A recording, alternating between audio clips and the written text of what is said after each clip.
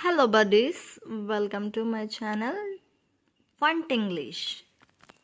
అయితే షార్ట్స్ చాలా రెగ్యులర్గా పెడుతున్నాను కదండి.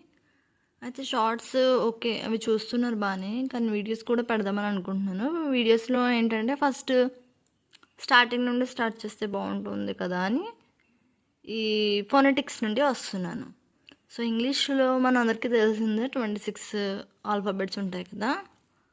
వాటిని తెలుగులో ఏ విధంగా ఫోనెటిక్స్ ద్వారా ప్రొనౌన్స్ చేస్తారో మీ అందరికి మ్యాక్సిమం తెలిసే ఉండొచ్చు. బట్ ఒకసారి చూడండి.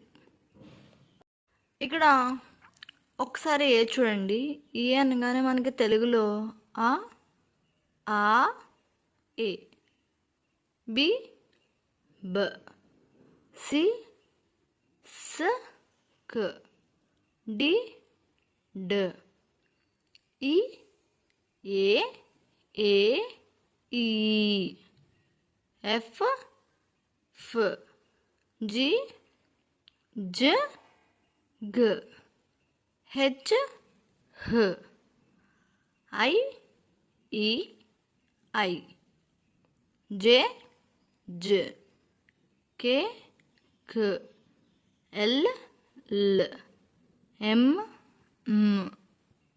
ఒకసారి మీరు ఎమ్ అబ్జర్వ్ చేస్తే మీకు కొంచెం డిఫరెన్స్ తెలుస్తుంది. చూడండి, మధ్యలో వీలా వచ్చింది. ఎమ్ అని కొంతమంది అది పై వరకే రాసి వదిలేస్తారండి. అది రాంగ్. అలా వీలా కనిపిస్తుంది కదా, కింద వరకు రావాలి.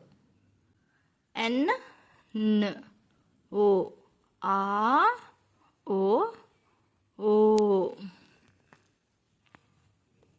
నెక్స్ట్ పి, ప, క్యూ, క్వ, ఆర్, ర్, ఎస్, స్, టి, ట, యు, ఆ, ఉ, వి, వ, డబ్ల్యూ, వ.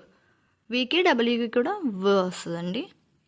ఎక్స్, క్స్, వై, ఈ, జెడ్, జ్.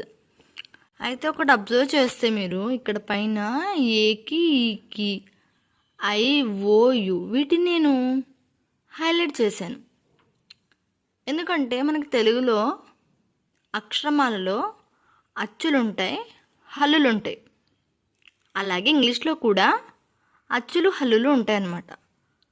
అందులో అచ్చుల్ని ఇంగ్లీష్లో ఓవెల్స్ అంటారు. ఇక్కడ ఏ, ఈ, ఐ, ఓ, యులను ఓవెల్స్ అంటారు. అయితే రిమైనింగ్ వాటిని కాన్సోనెంట్స్ అంటారు. వీటి గురించి మనం మళ్ళీ తర్వాత నేర్చుకుందాం.